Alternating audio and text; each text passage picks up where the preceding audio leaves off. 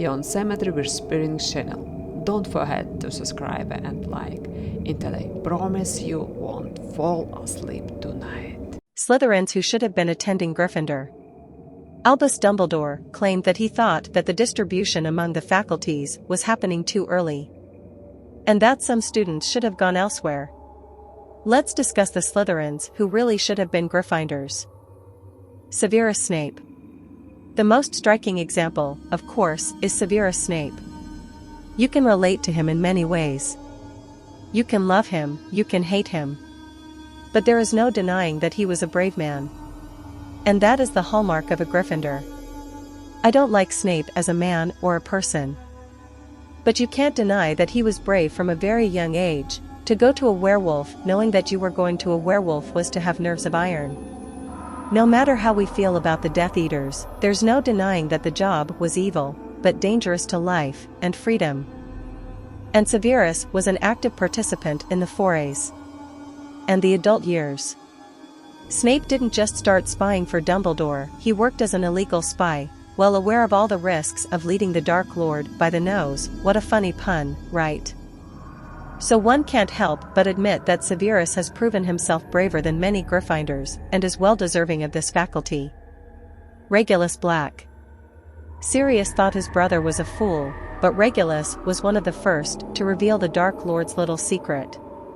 And not only did he reveal it, he even tried to destroy it.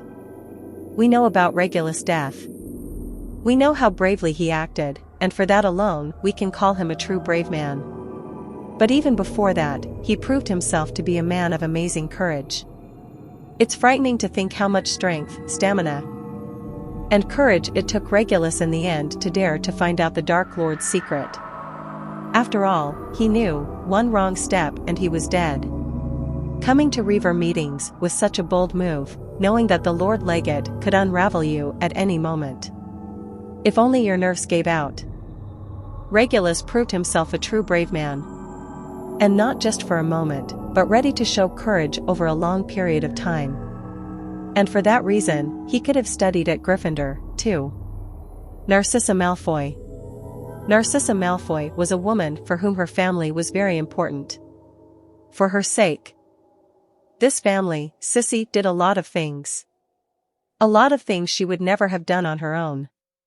She joined the Death Eaters to be closer to her son.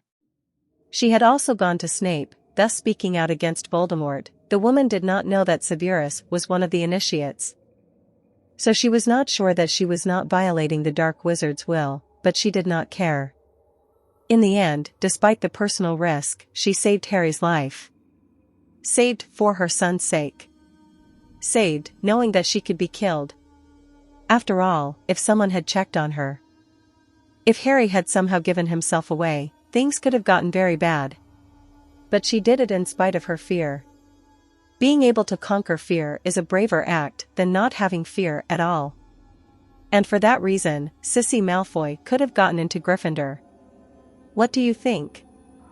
What other Slytherins could have become Gryffindors? Do you think Tom Riddle could? Subscribe to the channel so you don't miss out on new stuff.